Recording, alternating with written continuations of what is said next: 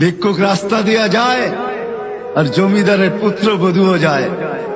একজন সামনের থেকে আসতেছে, একজন সামনের দিকে যাইতেছে। দুইজনের ক্রসিং এর সময় ভিক্ষুকের গায়ের কাদা জমিদারের পুত্রবধূর গায়ে লেগে গেছে। সে দুনিয়া আন্ধার করে ফেলছে, স্বামীকে টাইকা নিয়ে আসছে, বলছে ভিক্ষুক আমার কাপড় নষ্ট করে দিছে। সে শুধু ভিক্ষুক ছিল না, বৃদ্ধ ছিল। বৃদ্ধ ছিল না শুধু, জীর্ণ ছিল, শীর্ণ ছিল। শরীরে কাপড় ছিল না, ফাটা চিরা কাপড় ছিল। পায়ে জুতা ছিল না, পেটে ভাত ছিল না। জমিদারের পুত্র সইতে পারে নাই, যৌবনী শক্তি সয় তো সয় কি কইরা।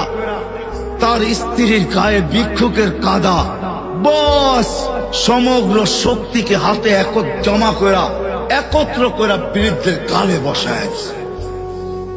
বৃদ্ধ কিচ্ছু বলে নাই, শুধু উপরের দিকে তাকায় দুই তিনটা শব্দ উচ্চারণ করছেন। শব্দগুলা হলো ইয়া মাল্লাহ তারা হলো ওয়ুন, ও আল্লাহ চোখে দেখা যায় না। ও তারা কুল্লা শাই, তুই সব দেখিস।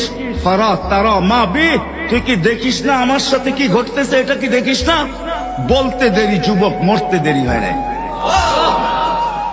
জমিদার চলে আসছে, প্রতিশোধ নিবে। বৃদ্ধের একদিকে মুস্কি হাসি, একদিকে বলতেছে প্রেমের খেলা এমনই হয়। জিজ্ঞাসা করছে কিসের প্রেমের খেলা রে? বলছে ওর প্রেমিকার গায়ে আমার কাদা লাগছে, পায়ের কাদা লাগছে, ও সইতে পারে নাই। যৌবনী শক্তি দিয়ে আমার বৃদ্ধ গালে বসায় দিছে। আমাকেও একজন ভালোবাসে, সেও সইতে পারে না,